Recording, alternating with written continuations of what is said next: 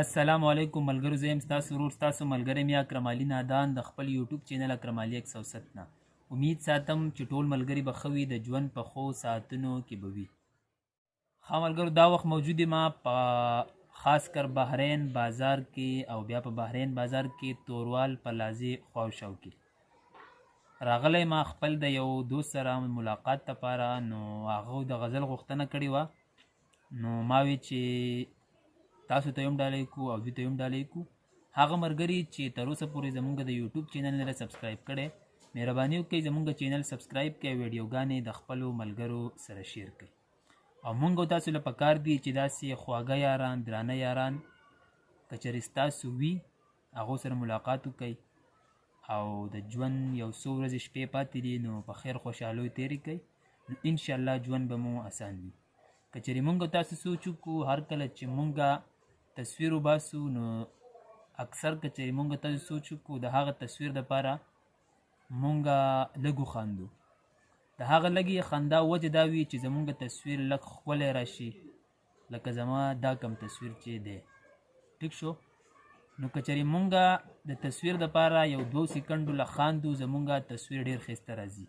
که چېرې مونږ په ژوند کې کوشش وکړو او د خپل داسې یارانو دوستانو سره ملاتړ شو، د هغو حوصله جوړه شو، هغو له داد ورکو او نور چې هغو ته کمې مسئلې مسایل راځي د هغو سره لاس اخلاص وکړو، نو انشاءالله چې زمونږ ژوند به هم د دې تصویر نه ډېر زیات ښایسته وي.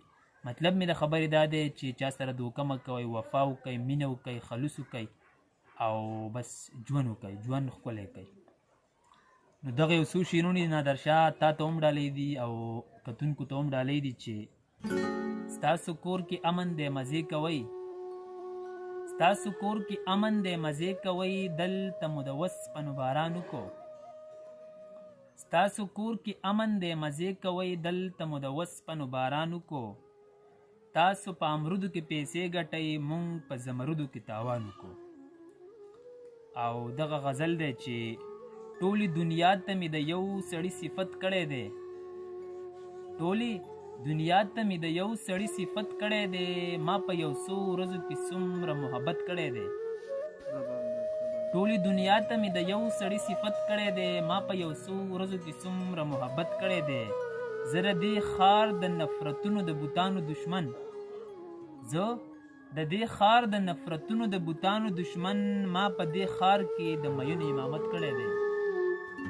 او شعر دی پسې نادرشاه چې د دې کوڅو نه صبرېدل زما د وسه نه دي، د دې کوڅو نه صبرېدل زما د وسه نه دي، ګینې یارانو راته هر وخت نصیحت کړی دی.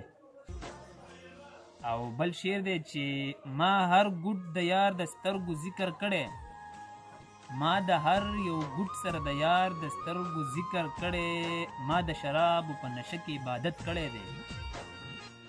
هغه چې زه د ښایست په صفت نه مړېدم، مطلبي یارانو ترې ډالۍ وي نادرشاه چې هغه چې زه د ښایست په صفت نه مړېدم، هغه سړي زما په هر ځای کې غیبت کړی دی. او بل شعر دی پکې نادرشاه چې زما رقیب د محبت په معنی څه پوهېږي، زما رقیب د محبت په معنی څه پوهېږي، هغه خو ژوند هم په یو لوی منافقت کړی دی. زما رقیب د محبت په معنی څه پوهېږي، هغه خو ژوند هم په یو لوی منافقت کړی دی. او ستا یادونه د سپرلي ګلونه نه هېروي، ستا یادونه د سپرلي ګلونه نه هېروي، ګینې ما خپلو زخمونو ته منت کړی دی. او بل شعر دی چې د ملازو د ملامتیا یې ساتلی یمه، د ملازو او د ملامتیا یې ساتلی یمه، زما احساس زما په هر ځای کې عزت کړی دی.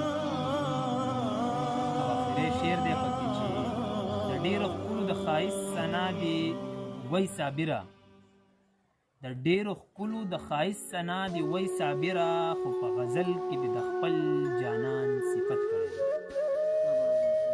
ملګرو دغه و زما خوږ یار او دغه غزل مې ورته په پښتني مینه ډالۍ کو او تاسو ته دې هم ډالۍ وي.